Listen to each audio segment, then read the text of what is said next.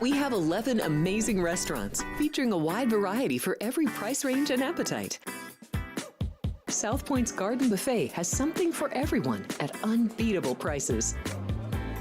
Or, if hunger strikes in the middle of the night, join us at Coronado Cafe. The American menu offers breakfast, lunch, or dinner 24 hours a day, plus a Chinese kitchen for authentic Chinese dishes from 11 a.m. to 11 p.m. From steak and eggs to wonton soup, it's fast and friendly service 24/7. When you need a quick pick-me-up, you can find it at our state-of-the-art Starbucks just inside the main South Point entrance. Order ahead with the Starbucks app for easy mobile order pickups. Or enjoy your favorites in the relaxing dining area anytime, day or night. If you love Mexican food, Baja Miguel's has all of your south-of-the-border favorites. There are dozens of classics to choose from, like fajitas, ceviche, chimichangas, tacos, and more. And for spirit lovers, Baja's colorful non-smoking tequila bar is right outside.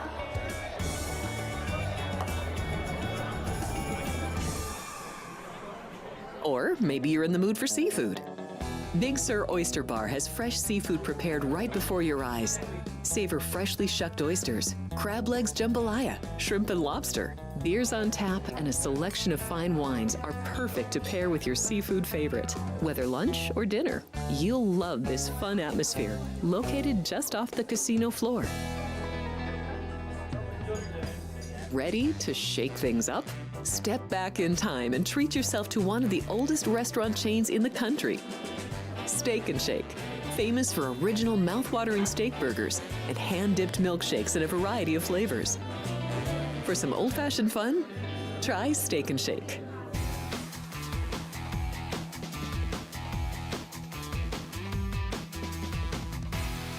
Good morning, everybody. Happy Tuesday. I've been up since 4:30, third coffee, so I am ready to go this Tuesday. Thanks for joining us here. I'm Alex White, one of the hosts here for Sports by the Book. As I mentioned, it's Tuesday, so you get father-daughter on the desk Monday through Wednesday. You can find us, too. Again, I'm Alex White. Next to me, wise guy, professional sports bettor Kenny White. Here every 4 days a week, Monday through Wednesday, and then Friday you can find him 9 a.m. here on Sports by the Book. Big day for us, Election Day, so make sure you get out and vote. Tonight's college football playoffs, they will reveal where they are currently sitting. Excited, looking forward to that. Hockey all night, a couple games we will get into as well. And Maction is back, so a lot happening on this Tuesday. You want to start off this show with maybe a little sports betting knowledge to help our listeners. Yeah, a lot of the stuff that I do. And good morning. I'm glad you're on 3 coffees. You're flying around. Good thing you got back from the restroom in time.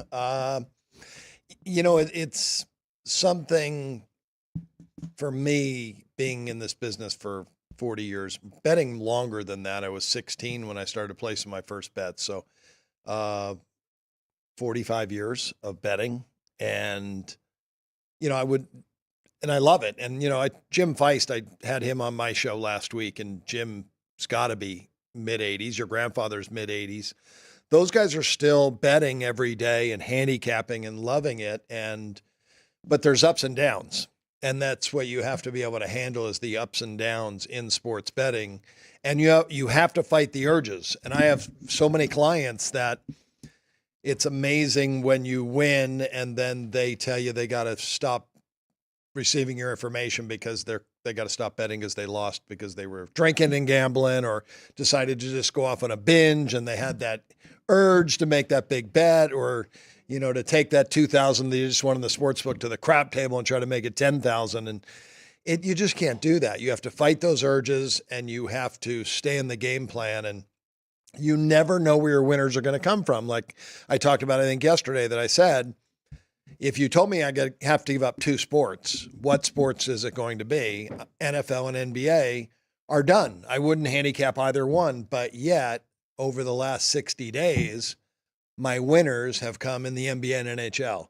And college football, which has been my bread and butter for years, has been really tough to beat. And I know if I keep upgrading my ratings and keep making good numbers, sooner or later I'm going to beat it. And I've heard these stories many, many times. And it was to give you one story, talking to a bookmaker in the Caribbean.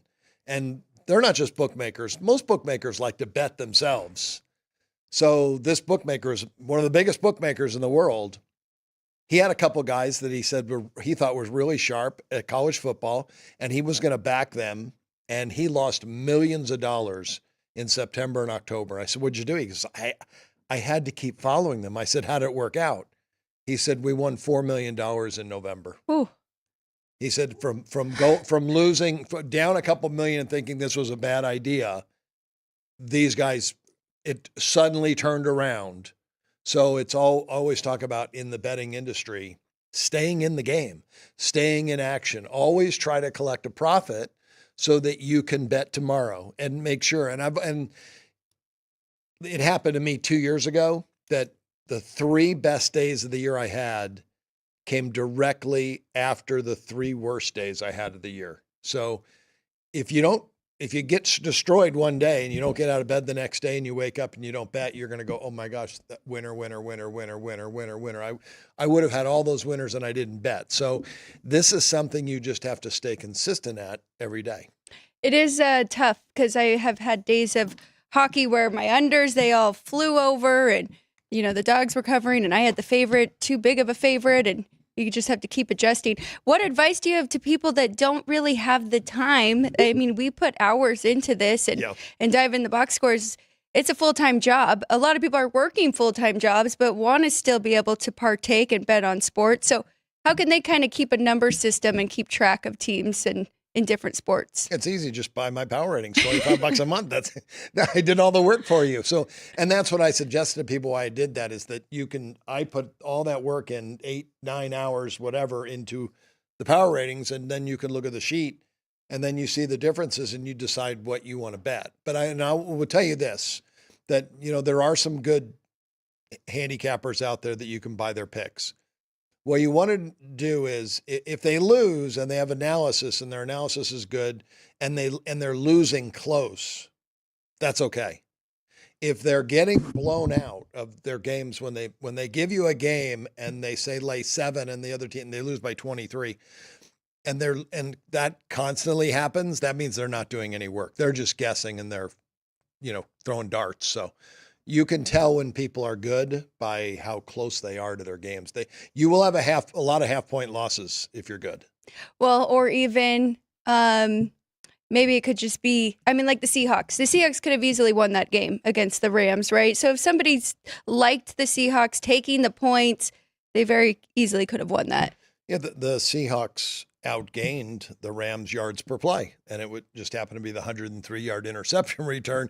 You have 1st and goal on the 7, and you're going in to go up 20-13 basically, and then all of a sudden 30 seconds later you're down 20-13. That's just unlucky. That 103-yard interception return happens once every 5,000 plays. Yes. So do your research, have some numbers, try not to just go off a feel. And then I know you told me early on years ago, read as much as you can. Read articles, read on beat writers for certain teams. If you're trying to dive into teams, like we have 2 MAC games tonight. Right. You want to try to dive in and read and learn about these quarterbacks. And it's nice because you have a power rating system per player where I'm looking into this. I see that Central Michigan, I thought it was their starting quarterback. He played 6 games for them, Joe Lapus. But now he is out. He had season-ending surgery on his arm. So we have a Tyler Jefferson stepping in here. He's played 2 games. But you really dove into this, and you have more information on him, looking and seeing he's a dual-threat guy and kind of that whole analysis. But you can find out a lot about that by reading articles and looking up about these teams. Yeah, and you can find out things like cluster injuries just by reading an article from the local newspaper, and they'll tell you what's going on with the team. They'll give you the, insight. A lot of times they can't really say the truth because the team won't allow those things to be said, but you try to read between the lines and try to figure out, what's going on with that team, where they're at. Have they given up on the coach or not? So again, I'm hoping for a big November. And it was a bad start for women's college basketball. So, and I learned that yesterday. You know, you don't just jump in with 2 feet, you jump in conservatively. And what I got out of yesterday was I had 3 big favorites. Loved USC, loved UCLA, and loved South Carolina. Now, so did the rest of the world because those 3 teams are in the top 5. And when I tell you college football for 30 years now, if you just bet the top 5 in the AP, and I don't believe in the AP poll, but the teams know where they're ranked. If you just bet the top 5 every week, you're going to hit 60% winners because those teams have a lot to play for and they're going to be prepared. They're in the top 5 for a reason and they want to get to the number 1 spot. But anyway, I bet 3 top 5 teams yesterday and I wasn't even close.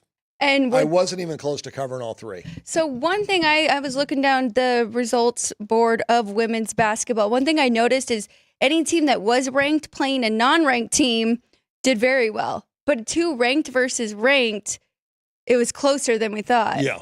And I think that's a good point. I think USC and UCLA both fell under that, where they had teams that were relatively good. So covering a double digit was a lot to ask. Well, all 3 had another thing in common. It was a nice vacation. 2 of the games were played in Paris and the other game was played in Vegas. So South Carolina came here to Vegas on a vacation trip. It's the first game of the year. What do they care? They're the national champs. Right.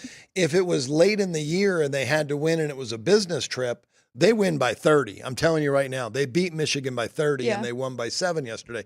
The same thing with USC and UCLA. And I watched both games. USC and UCLA combined for 53 turnovers yesterday in women's basketball. It was really hard to watch. It set me back a ways because I had such high expectations of watching the WNBA All-Star game and watching those women and how smooth and really athletic they are. But I should have realized those are the best of the best. Right. And now I'm going back to college and watching the college women play. Bad hands, a step slow, not thinking where to go. And maybe that gets better as the year goes along. But you've got 2 of the best teams in the country and one had 26 turnovers and the other had 27. That doesn't happen to the best teams in basketball. And they weren't playing ranked teams either.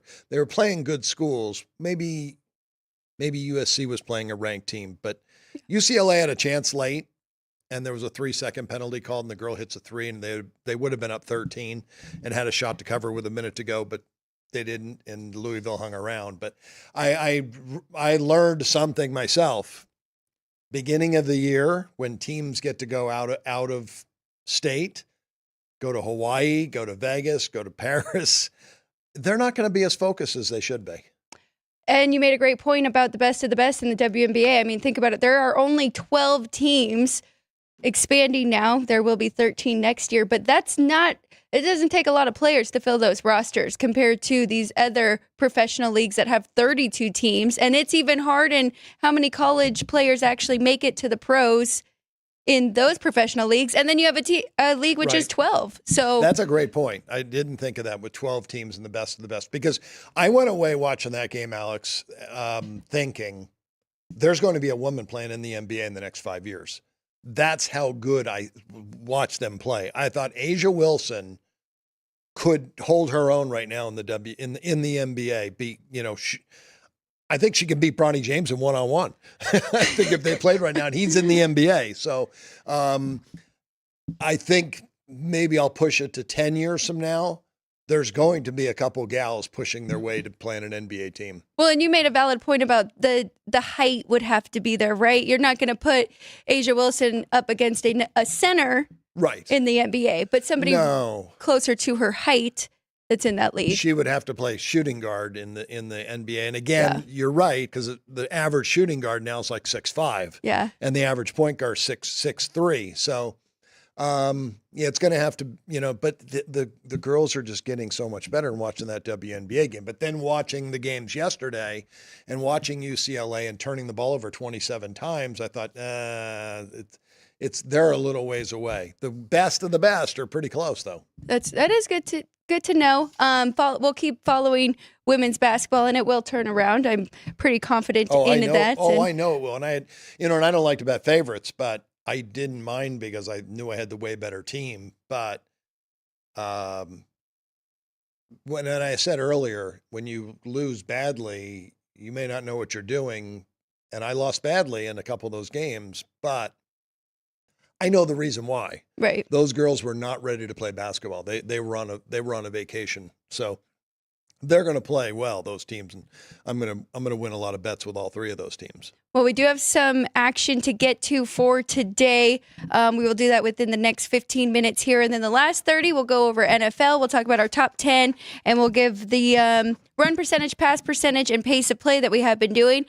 Got a couple compliments on that, so I am happy to hear that people are using that, and it is helping them with making some of their bets and beating the spread, at least using those teams and knowing which teams they want to bet on. But yeah, and I never knew that when I first came up with those numbers years ago. I don't think they were even out there. I was on VEASAN, and I started talking about pace of play and seconds per play before anybody was, and I was using it for totals. Yep. But now we've realized you can actually start to use it for sides as well. yes, been very, very beneficial. I know I have been using it a lot for my college football picks each weekend, especially totals, but sides as well. And I am curious and excited to get into our NFL. We have big differences this week, and you have already said it. I mean, you're seeing the National Football League very well this year, so we'll compare, and I'll tread lightly going into this week and make sure I didn't make any crazy over adjustments. But let's get into some action here. We've got Bowling Green at Central Michigan. We have two big favorites on the board tonight, and both are road favorites. Bowling Green, this number's kind of jumped all over the place. I believe it is sitting right at 14 here at the South Point, and the total 48.5. I talked about this game earlier on your show, Bet the Gambit, and you have quite a big difference with the over, and so do I. Did you do a weather check for us for this game? Yeah, I did. Light rain and a south wind of 10 to 15, which they do have a building that will be blocking the wind coming into the stadium, but I'm sure it'll come around, but it'll be end zone to end zone. Okay. And it is a field turf, so could be a little slippery. These two teams, they don't play fast. They don't play well. Bowling Green kind of plays a little methodical, 29.7 seconds. But the weather, I don't think will hurt scoring. And the numbers come down a little bit, maybe because Central Michigan's on QB3, but I like Tyler Jefferson a little bit. He is a redshirt freshman. He was on the team last year, didn't play last year. If you look at his numbers, not very good. No bueno, 50% passing, 5.5 yards a pass. But if you look at what he's done in his home games, he's 11 for 17, no interceptions, 7.7 yards a pass. He feels more comfortable at home, which makes sense. That's the norm for a freshman. You're going to feel better at home. The crowd's behind you, right, not yelling at you. And he's a dual threat. He's a really good runner. So he could make plays happen tonight on a slippery field.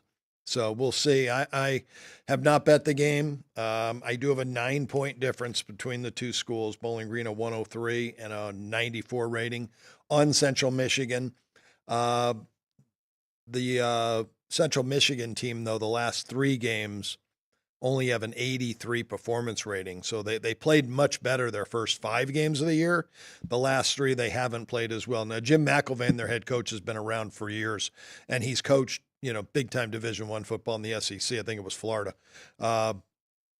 He's been a good coach. I think he can, turn his team around a little bit. Very interesting. And you are talking a lot about Central Michigan, and I think that's because you just need some points from them. At least you are, I assume, expecting Bowling Green to put some points on the board. There is a 3-way tie right now for second place in the MAC. Bowling Green is one of those teams. They're 3-1. Central Michigan just 1-3 in conference play. But looking at these numbers and looking at this quarterback, I mean, this is a transfer from Mizzou, 6th year now in college. So we're expecting Bowling Green to be able to put some points on the board themselves, right? Yeah, no doubt about it. As a 14-point favorite, my numbers are saying 37 points tonight.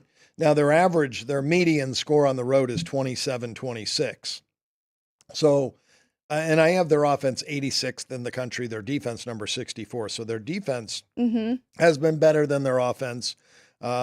Central Michigan has been the over team this year. They are 6-2 to the over. the reason the poorest defense, they're allowing on average 32 points per game, but over the last 3 games, the median is 38 points per game. So that's what I'm looking for Bowling Green to put up tonight, a 38. Any more on this game, or is that just the only angle right now looking at the total, maybe even a Bowling Green team total? Because they're 50-50 run pass, they're a balanced offense, Bowling Green is. I was looking, you have to look ahead to who do these teams play. They play Western Michigan next. Who is number 1 right now. So that could be the big game that they're looking ahead to. They sent Bowling Green beat Central 2 years ago at Central 34-18. And they're coming off a win over Toledo. They played really good football, 3-1 in the conference. Their two of their wins were against Akron and Kent State. Excuse me, not very good teams, but the win over Toledo on the road was impressive. Well, what about the 2 big schools that they played against, Penn State and Texas A&M, and they kept those games pretty competitive. Lost by 7 to Penn State and just 6 to the Aggies. So they've played the tougher schedule. They've been tested. Just a little concerned with the sandwich spot here. They have played the much better schedule. Central Michigan, the best team they played was Illinois, and they lost 30-9. And you're right, the 2 games Bowling Green played at Penn State and at Texas A&M, they covered easily in those 2 games. It was funny, though, after they did cover against those 2, they failed to cover a point spread the next 4 weeks in a row. So maybe their coach has the attention. I think they could put up a big number. I think this is definitely worth a correlated parlay. Bowling Green to the over. Okay, Bowling Green to the over. And I made the game 6.5. And I'm suggesting that because I see the way Bowling Green's going right now. I have them 9 points better. The weather, whenever you have weather, it always affects the weaker team, not the better team, because it's a mental thing. So I think Bowling Green is going to be able to handle it. They have the better quarterback in Blazak, and you're right. They're a better football team. When you look at how they played against Penn State and Texas A&M, that's impressive. And they lost the turnover battle by 1 to Penn State. Wow. So they still only lost by 7. They have really competed well in those games. I think last week, their last game against Toledo was a turning point in their season where their rating dropped off a little bit from not covering 4 in a row. And that's, again, when you're betting and you come up with numbers or if you purchased somebody else's power ratings or used the Gold Sheet or whoever has power ratings and you made a line on the games, you should go through those games as we are now, and you can change your mind on what you think's going to happen. So I like it over.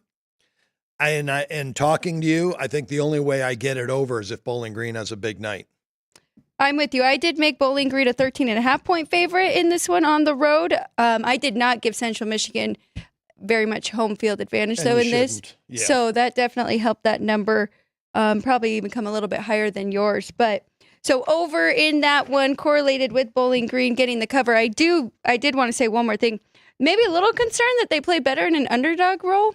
Because as you mentioned, I mean, they cover those 2 games against those big schools, and then they're favored in the next 5 games, 4 games, and struggled to cover there. That's could be when you find out a coach plays to the level of the competition, that happens a lot, and maybe that's what Scotty Loeffler does. We'll find out a little bit more about him tonight. He's been there 5 years. He's 20-35. On average, 4-7 he has been at Bowling Green. So this is his best team, and it's because of Connor Blazak, the quarterback. Yeah. Blazak. So we'll see what happens. But again, I'm making a 2% bet on the over. I'm doing a pizza money parlay on Bowling Green and over now, just because that's why I think that could happen. I still think the game could get over even if Bowling Green doesn't cover.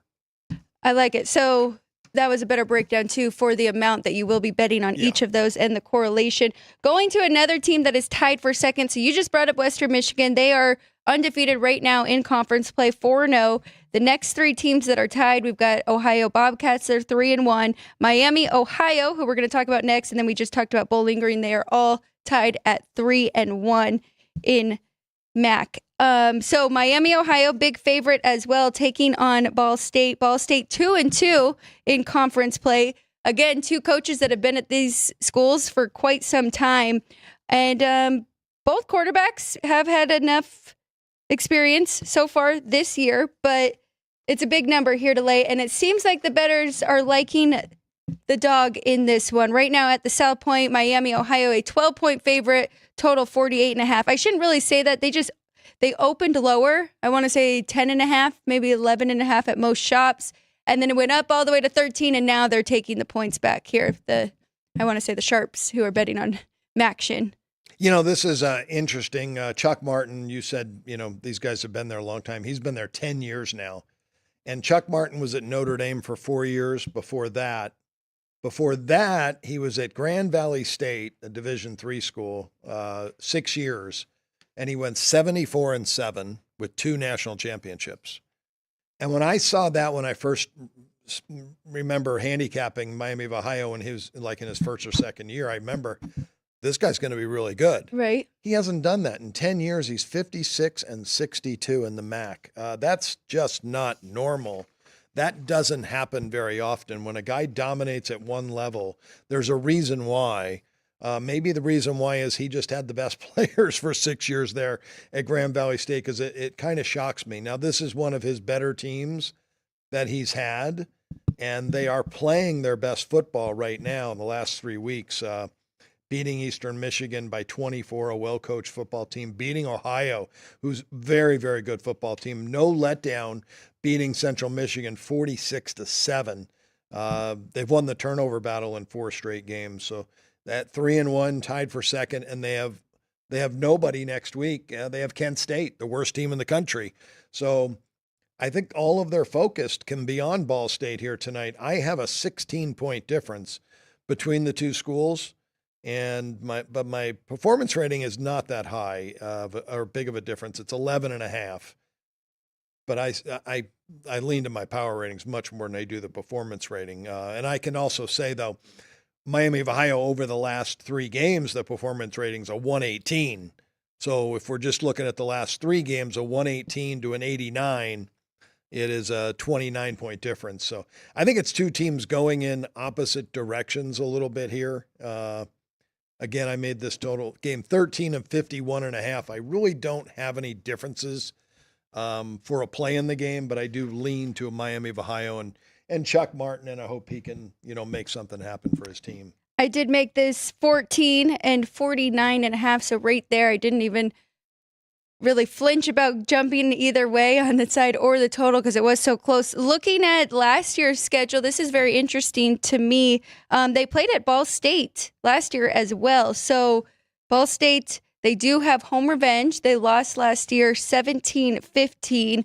I just don't know. Is MAC a little bit different where they don't always alternate, or just however the schedule works out?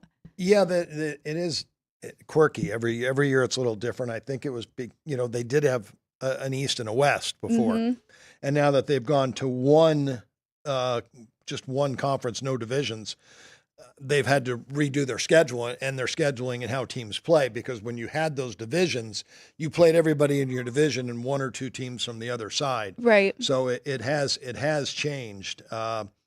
It's going to be, I'm glad you asked me about the weather. It is going to be very windy there tonight.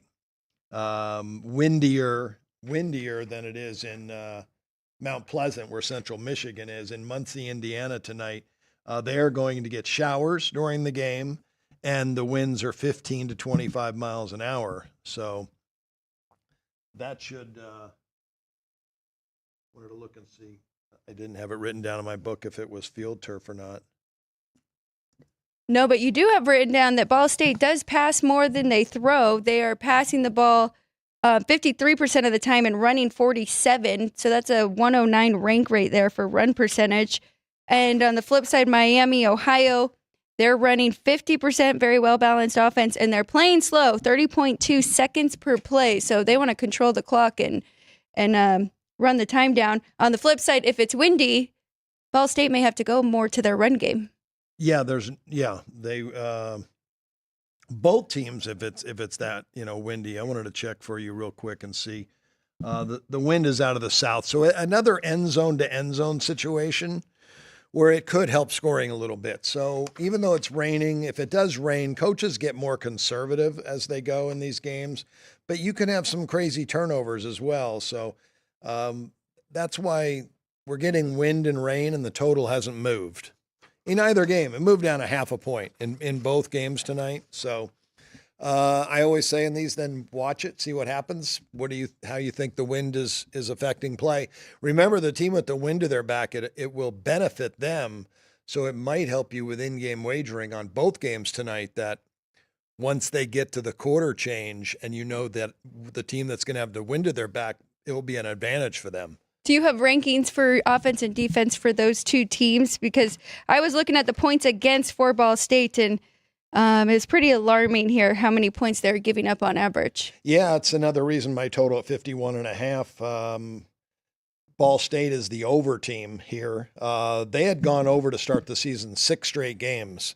Then finally an under, and that was versus Vanderbilt, where they covered the spread at Vanderbilt. They lost 24-14, but then went over their next MAC game. I have their defense ranked 128 out of 134. And on median, they're allowing 36 points per game. They're scoring 29.5 though. Miami of Ohio is the defensive football team. On the season, they're averaging, or median, 20 points per game and allowing 20. But when I look at the sheet, the last 3 weeks, Miami of Ohio's offense has scored 38, 30, and 46. Wow. And a big reason maybe why, because they started the season against Northwestern, very conservative team. Cincinnati, a good defense. Notre Dame, a very good defense. Massachusetts, a very conservative football team. And Toledo, one of the better teams, I think, in the MAC. So they started with an extremely tough schedule, and that has made this team better. Gives you another reason why to maybe even like them tonight in this situation. So I was thinking their team total over because of the points against for Ball State, and then Miami, Ohio, like you mentioned, last 3 games, their offense really clicking. Yeah, 114 points they've scored in the last 3, a median 38 points per game. So Miami of Ohio's offense is coming alive, and now they're playing, as you mentioned, a bad defensive team. Should be interesting. Nothing crazy difference-wise with our numbers in that one, but a little bit of a lean to the favorite there at -12. We're looking at their team total over. Let's talk about some college basketball really quick. We're going to go to men's college basketball. I do have your sheet right here. Did anything jump out to you? Disappointing loss from our Baylor Bears that we thought getting 6 from them, but Gonzaga controlled that entire game there. Ohio State did get the win, though, here in Vegas. Against Texas, 80-72 in that one. So let's take a look at some of the college basketball we have on the board today. I know it's still early, but anything jump out to you? Well, the 2 games I liked early yesterday that I talked about as well was over in Denver and Stanford, and Denver couldn't make a shot in the first half. It ended up falling 147 after a bad first half. Just missed that total. And I do know it dropped actually even that low to 147. The other was Missouri State plus the points against Butler, and they did get there, only losing by 7. Today in college basketball, my number on the first game is exactly what the number was on the board, Rice and Florida International. North Texas, I have 9.5. The number is 13.5. They do have a returning coach, Evansville for 2 years, David Ragland. So I leaned Evansville plus the points in that one. Arizona State, I made 14 against Idaho State, open 19.5 down to 17.5. Not really interested. Again, double-digit favorites. I like to have a much bigger difference when I make it a double digit and they have a double digit. So a pass there from me. I'm going to look down the schedule to see if there's anything that really stands out. Even Kansas State, I made them 22.5. They opened 26.5, bet up to 30.5. I'm really not even interested in that game. Here's an under I would play. Texas Tech. Grant McCaslin came from North Texas. Great defensive coach. Plays at a slow tempo. Bethune-Cookman's going to have a tough time scoring tonight. I made the total 137. It is up to 146. The one thing that does scare me in these types of games is Grant McCaslin. When you're a defensive coach and you preach defense, sometimes you let your guys go. And this might be a game where he does let them get up and down a little bit. Reggie Theus from UNLV, local boy, played here for the Rebels and in the NBA for 10, 12 years. Yeah. He still likes to play the run and rebel basketball, and his team will play a little bit up-tempo. And then last on the board is BYU, which it looks weird to see Kevin Young, head coach, next to that number because Mark Pope, of course, is now at Kentucky. So Yeah. just like with college football, the coaching carousel you got to pay attention to. You do have to with college basketball. And Mark Pope started his career at Utah Valley, and he coached there 5 years, and then he got the job at BYU because of what a nice job he did now at Kentucky. What a leap from Utah Valley to BYU to Kentucky. Yes. So I wish him luck. I've heard him talk before. It sounds like a very, very nice guy. I like over in that BYU game. I made it 157. Both these teams are up-tempo. Kevin Young will still run with BYU in Central Arkansas. John Schulman is an up-tempo coach. Before we take a quick break and then get to all NFL, there are a few hockey games on the board as well. A couple did jump out to me, and I'm going to start with the last game on the board, Columbus Blue Jackets, San Jose Sharks. Now, that total is 6.5. It's not a huge difference, but I do have that game 6. Well, I guess juice to the over a little bit, but I mean, these two teams are very similar in talent and in their rating here. So I think it's going to be a closer game than expected, and both goalies are playing very well with Elvis Merzlikins and Mackenzie Blackwood. So I like under. I think 6.5 is a little bit too high in that one. Looking as well, there was a big move today on the Boston Bruins against Toronto Maple Leafs. So I believe Austin Matthews is out, and that is why we are seeing that huge move. But Boston's, they haven't really figured things out just yet this year. So Joseph Woll is Toronto's number one goalie. As long as he is going, I still think that they should be the favorite here at home. And minus 125, it's a pretty cheap number on the Maple Leafs. And you're right. And there will be no Austin Matthews in that game. And has Boston gotten it together yet? I don't know. And I agree with you. I think that $1.25 is cheap, even without Matthews in the lineup. Kind of looking at their numbers too. I mean, Toronto 4-2 at home this year, and Boston 2-3-1 on the road. We know Swayman, sat out waiting for his contract, and it's taken him some time. Now they have had a couple shutouts, the Bruins, in the last week or so, so they are getting better defensively. But there's also been some weird things with Pasta, and he got benched in the third period. So I do like Toronto still in that one. Those two are really the only ones that jumped out to me. I don't know if you had anything in hockey today. I know you've got a lot of college hoops and college football that you are still working on.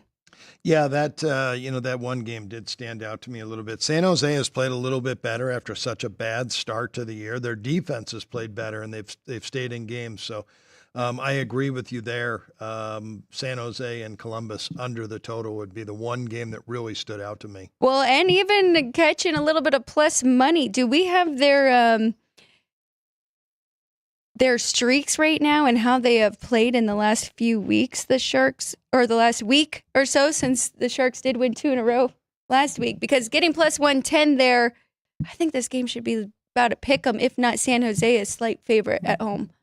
Yeah, a lot of sites don't really do a great job of other than last 10, and San Jose is 3-7 in their last 10, but I think they're 3-5 or 3-2 in their last 5. I think so. Yeah. So they have played better, low scoring team. And I think that, leads to why we like that one under tonight.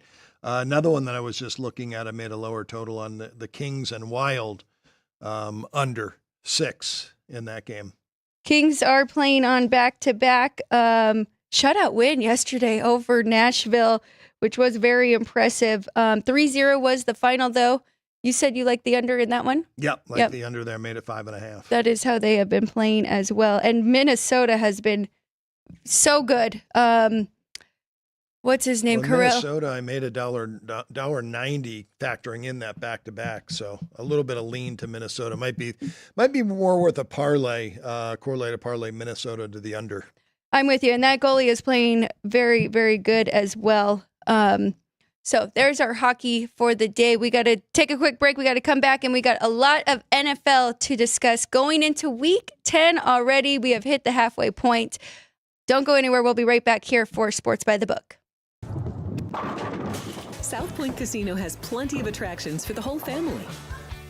Catch a movie, Our 16-screen movie theater includes 2 XD Extreme screens for the ultimate in viewing, sound, and luxury. After the show, treat the family to a variety of treats at our old-fashioned ice cream parlor, Kate's Corner. We scoop up a variety of creamy concoctions, including smoothies, hand-dipped cones, milkshakes, malts, sodas, and sundaes. At Kate's, there's something for everyone. And if you've still got time to spare, our bowling center might be right up your alley. Voted Best of Las Vegas, it's a great place for friends and family fun. 64 lanes, a pro shop, snack bar, and arcade. And while the kids are bowling, you can play slots and sip on a drink in the Alley Cat Lounge while overlooking the lanes. For our more serious and professional bowlers, the South Point is also home to a separate tournament bowling plaza.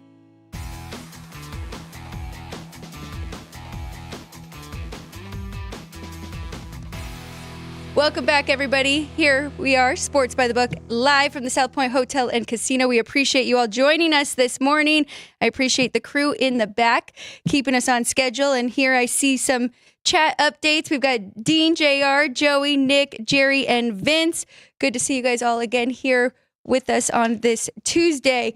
Thank you, Dean Hill. He has already given us a couple game requests, which is funny because you had written these two down. Michigan, Indiana, we will cover that one tomorrow, and Alabama LSU, which is definitely one of the big games on the board. I believe Bama is a slight favorite in that one, unless that has moved too much. But please let us know, put us to work if you have any other game request, college football or NFL for this weekend. Put it in the chat, and within the next 20 minutes, we'll put it on our list and we'll cover those tomorrow.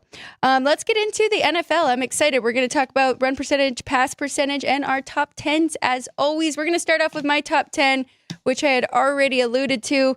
I am a little concerned. Nobody really moved in my top 10 besides the top 4, which was kind of a shuffle between all 4 of them. So they're very close, I will say, and I can pull that up, but just a point or a point and a half between these 4. But they did jump places a little bit here. So Green Bay Packers at number 10.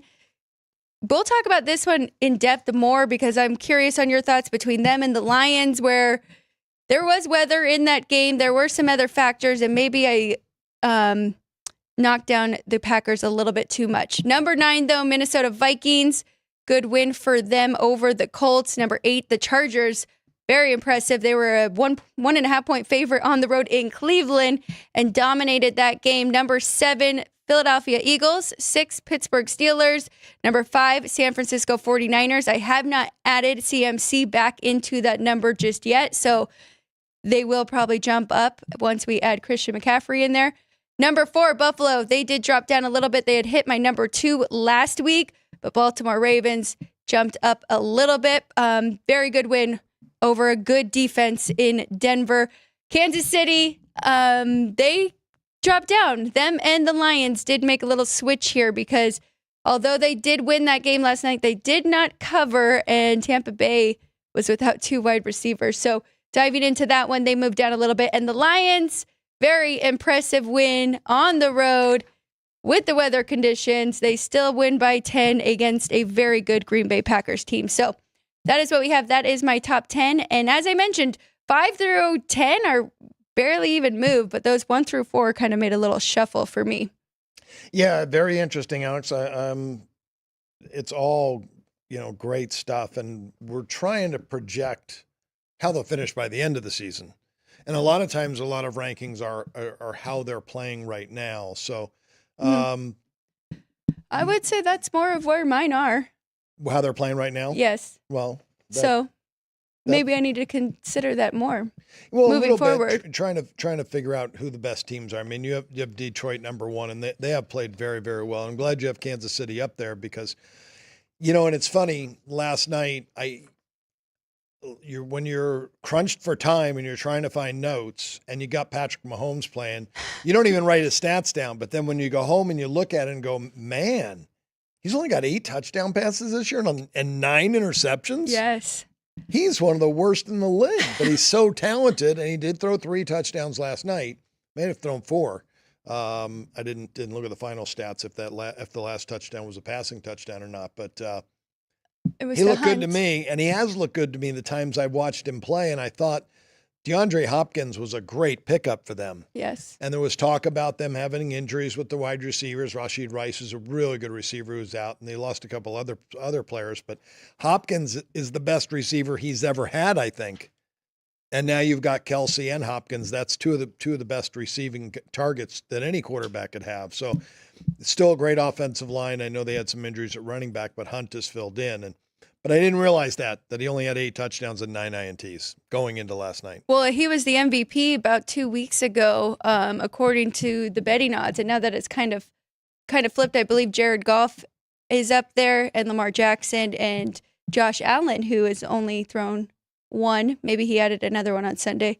2 INTs now for the season. So he's really improved that. But I mean, they just keep winning, right? And that plays a part into that as well, especially when you see him.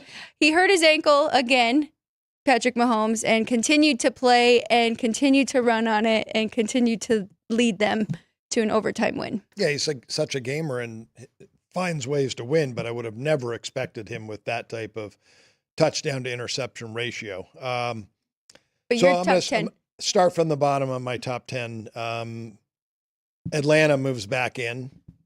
Beating the Cowboys is no great feat, but they've played consistent enough that their rating has been right there. And obviously I have 3 teams behind them by a half a point, the Chargers, Jets, and Commanders all knocking on the door. So if you stumble, this league is such parity right now as it always is. The top 13 teams in the NFL have within 8 points, and forget about the Chiefs.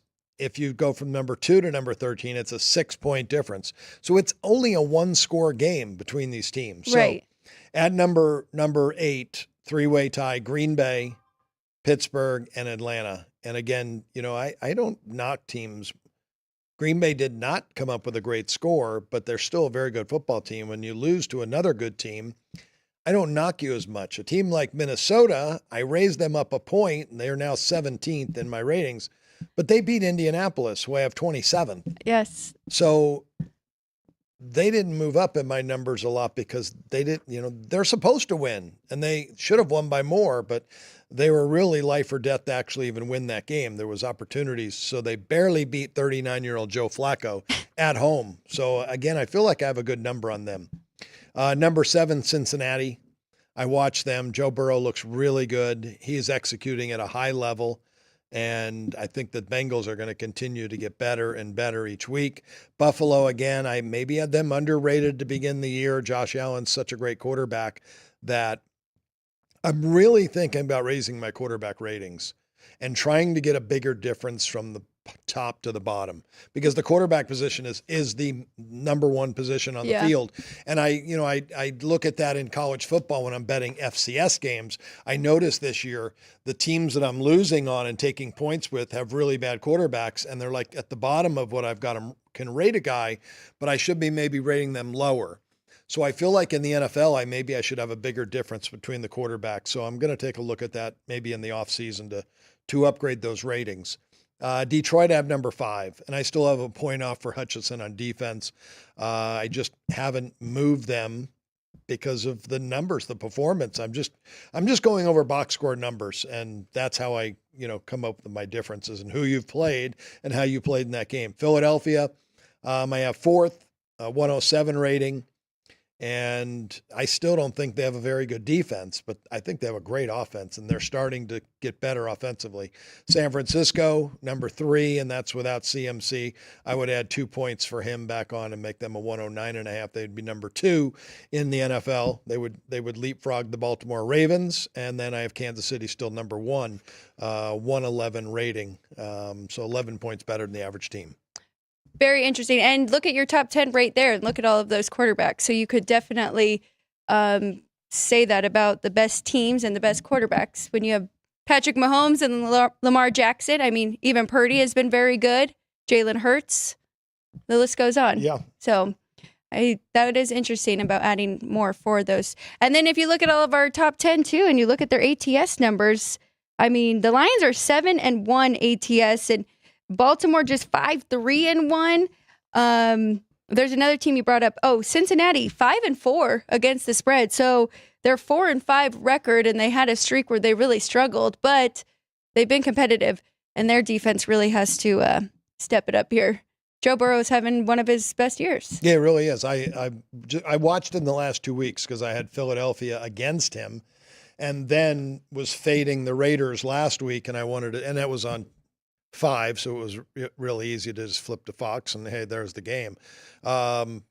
So I don't watch a lot of games, but I did watch Joe Burrow's the last 2 weeks, and what I saw is he's executing like a top 5 quarterback. And they are playing on Thursday against the Baltimore Ravens, a huge division game for those two. We're going to keep an eye out, though, because I do still think T. Higgins makes a huge difference for that offense. He did not go again last week. We'll see if he practices today and tomorrow. It didn't miss him much last week, but it was the Raiders. So when I got out of last night watching Kansas City and knowing before the game that Mahomes is upside down, touchdown to interception ratio, that he didn't have a lot of time to throw. Tampa had a very good pass rush, and a lot of times it wasn't because of the blitz. It was just their front four was getting a really good push against that Kansas City offensive line. Wow. So I may have the Kansas City offensive line overrated a little bit. And if Mahomes is not going to play up to, 3-1 touchdown to interception ratio, which that's where he should be, I'm going to have to start taking a look at some of his numbers. Not only looking at Kansas City, though, you got to look at Tampa Bay on the other side, because Todd Bowles has been very good at that consistently for the last 2 years now. And yeah, their defense looked really good. And I mean, we got to talk about Baker Mayfield a little bit, and you talked about him yesterday, but he looked a little Patrick Mahomes-ish in that fourth quarter, driving his team down to force an overtime. He's really had a great year. The Todd Bowles thing, and I read a little bit about that a lot of people think he was the defensive coordinator for Tampa for a couple of years after he was fired from the Jets, and then he got the job as the head coach. The defense, they think, got worse in the last 4 years since he's been the defensive coordinator and the head coach at Tampa. It's hard to do both, right? No, he was just the D coordinator for 2 years, and they were better. And the defense got worse. No, the defense got worse when he got there. Oh. They didn't get better defensively. They got worse defensively now, because they did have and this was before when they won the Super Bowl. The year they won the Super Bowl, they had a tremendous defense. And then he came in the next year as the D coordinator, and they got weaker. And then they got weaker the next year. Then he got the head job, and the defense has still been below average the last 2 years. The offense is what they're known for, and Todd Bowles is a defensive guy. So they did have Tom Brady during those years too. Yeah. No, just one. But okay, let's go to our run percentage here and see which teams are running the most. We also have their ATS. So starting with the top 10 run percentage teams, Philadelphia Eagles, number 1 at 54%. The Ravens, 53. The Steelers, 52.7. The Lions come in just about 52, tied with the Commanders at 52%. The Packers, 49. 49ers, 48.9. Cardinals right there, and they have been covering spreads and finding ways to win, 48.5. Chargers, 47, and Bills tied at 9th there for 47%. Looking at these ATS so far on the year, 48, 27, and 1 against the spread. I got to update it there on the spreadsheet, but 48, 27, and 1. So we had some losses this week from these teams. Yeah, it looks against like the spread. Yeah, 2 comparing and 5. 2 and 5. It looks like it from what was what's up there from what the record was going into last week. But we didn't look back at that, and it could have been teams playing other teams in the top 10. But Philadelphia did not cover. Baltimore covered. Pittsburgh was off. Was off this week. Detroit covered. Against the Packers, though. Against the Packers. So where's Green Bay? I don't see Green Bay. Oh, there, number 6. Yeah, so that kind of cancels that out. Washington covered. 49ers. Bye week. We're off. Cardinals covered. Chargers covered. Yeah. The Bills did not. Bills did not cover. There might have been another team in there that had a really good record, that's number 11 as well. So it's not the same teams every week, because we got teams moving in, teams moving out when we look at that top 10. So, which is very interesting now that you bring that up. I am curious which team was bumped out, but it is pretty close. Minnesota is 6-2. Maybe they were up in that list last week. That could have helped. Well, if they would have definitely helped the ATS record. What's Buffalo's ATS record? Let's go to pass percentage. Buffalo's ATS record. Where are they? Number 10. They are 5-4. Okay. So Yes. a 6-2 would definitely help that and have a 2-game better record or 1.5-game better record. Going to pass percentage. You want to Okay. read through these pass happy teams in the NFL? Dallas Cowboys number 1, 66% of the time, and they are just having a brutal year. And now we've got Dak Prescott out for a couple of weeks. I have a 3.5-point drop off, even though I Cooper needed Rush to has know looked that. really Okay. good. He's looked good, but and he looked good a couple of years ago. Yes, he did. I rated him off those numbers. He's still, Dak Prescott's still the better quarterback. Cleveland Browns really have been throwing the football a lot because of necessity, but now with Ken Dorsey, a quarterback, offensive coordinator, they're going to be that aggressive most weeks. And you got to look for the big games and the letdowns because Cleveland had their big game against Baltimore and then really let down this past week. Seattle, Geno Smith has had to throw the football, surprising. I know if Pete Carroll was there, there's no way this team would be that high of a pass percentage team. But the Raiders, another team that has struggled. The Jets, seems like they throw it on every down and have a good running game. Cincinnati, the Bengals at 61%. I don't mind that as much when you got Joe Burrow. The Panthers, very high percentage. When you have poor quarterback play, that's not a good thing. Tampa, 59%, and that's Baker Mayfield, who's had a really good year. Patriots have had to throw out of necessity, and the Giants have had to throw out of necessity. And the Giants have a running quarterback as well. So Daniel Jones, he did Surprise. have a lot of rushing yards that past game against Washington. ATS, though, 26, 50, and 4 for those top 10 teams in pass percentage not very good. going into week 10 here. Teams that have to throw the ball like that. Vince Lombardi said long ago, 3 things can happen when you pass it, and 2 of them are bad. Looking at some of these teams, Dallas 2-5-1 against the spread. The Jets 3-6, New England 3-5-1, Carolina 2-7, and the Giants 2-6-1. If Vince Lombardi was here today and he was betting sports, he'd probably have a lot of money because he'd be betting against the teams that pass the ball.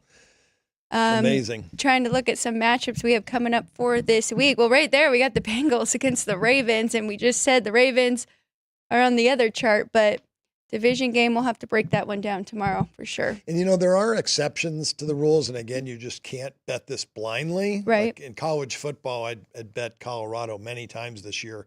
And my projections had them getting doubled up in rushing yards because they didn't run the ball a lot early in the year, but they have an NFL quarterback. And the Cincinnati Bengals, as I said, I don't mind them passing 61%. You got a great quarterback. Let him throw it as much as he wants. Kind of surprised the Rams are not on that list because they need to throw it. And they've got, with Matthew Stafford, that's the only way the Rams can win. I think they are 11th, to be honest. Oh, they've got to be right there. Yeah. There's no doubt. Yeah. Do you have your win projections for the rest of the year with NFL? Because I am kind of curious, but we can do that tomorrow. We do still have to go through our pace of play, but I want to go through that tomorrow and updated win totals around the market because might be able to find a couple good bets over under from some of these teams. It is pretty wild how we do have a lot of big gaps in these divisions. AFC East, the Bills with a 4-game lead over the Jets, and Kansas City 3-game over the Chargers and the Broncos. So we'll dive into that, see if you like anything there with win totals tomorrow. But that's a very good thing to look at. When you said the Bills with a 4-game lead, there's letdown situations coming up for them soon, as is the Chiefs, that they could have a letdown soon. So they almost did last night. They really did. They did. I didn't. Well, I think that I didn't crunch the numbers on the box score. With the eyeballs, I did it. My program did it. But I think about the Kelsey fumble and what that meant to the Kansas City and the score there. And it's shocking for him to fumble, but there was a helmet put on the ball, and that's why the ball came out. if they don't lose that fumble, I'm just wondering what the final score of that game is. Right.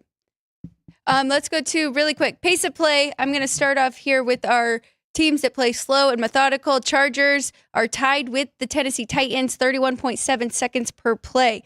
San Francisco 49ers, 31 seconds, but they are very efficient on offense, so be careful just taking their unders. The Vikings, 30.7 seconds per play. The Lions at number 5, 30.6. The Ravens, 30.5, followed by the Bills at 30.4. A little bit of drop-off with the Steelers, 30 seconds. Tampa Bay, 29.9, right there. And then four-way tie here at 10. So that was pretty much half of the league there. But Houston, Kansas City, Green Bay, and Washington at 29.8. So even right there, I mean, that is a good snapshot of 13 teams that you could look for. And we'll get the ATS for those tomorrow. But that's our slow and methodical pace-wise. Yeah, and you're right. There's some really good football teams there. Kansas City sitting there at number 10. I was just looking at the win total. I have them winning 15 games right now. So basically a 15-2 record. Detroit, 12.5 wins. Buffalo, close to 12. I'll round it off to 12. Philadelphia Eagles at 12 wins and Baltimore 11. We'll have to look at the updated win totals that some of the books still have out there. Yeah, and we'll top to bottom. Carolina, I have 3 wins, but I'm sure that's right where they're at pretty much at most books. Yes. I think it might be a little higher. Yeah, could be. Yeah. Maybe 4.5. They just won a game this past weekend, right. So. Yes, they did. Going to our fast-paced teams here before we get out of here. You want to run through those? Number 1, Dallas Cowboys. Again, they throw it and they play fast, and that could change though now with a new quarterback. We'll see. We'll see if their offense changes a little bit because they may not have as much confidence and may not want to play that fast. But a lot of times it is out of necessity because they are trailing, and they've been trailing in most games this year. Indianapolis Colts, Seattle. We know teams that throw the football. Atlanta has been fast. The Saints have played very fast. Now they have a new head coach.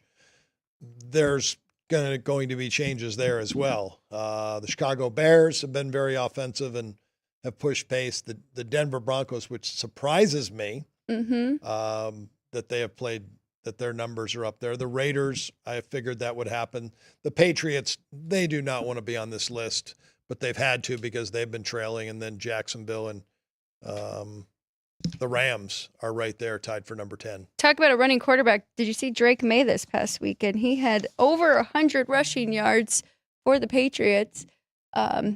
He's looked good there for them. But as you mentioned last week, I mean, once you get to 5 and 6 and you're at 28 seconds, that's not that far from our 10, 11, 12, and 13 that we're all tied at 29 point something. Talking a half a second in between the 25th team in the league at that point. Dallas is definitely a big difference at 25.9. They're playing very fast. They cannot run the football and they cannot stop the run. That is their biggest problem there in Dallas this year. But time to fade them because they're going to be looking for some draft picks. Yes.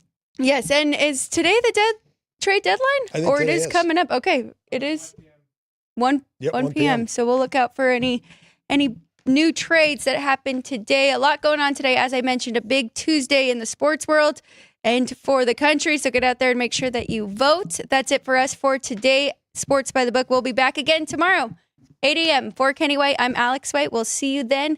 Happy Tuesday, everybody. Have a great day.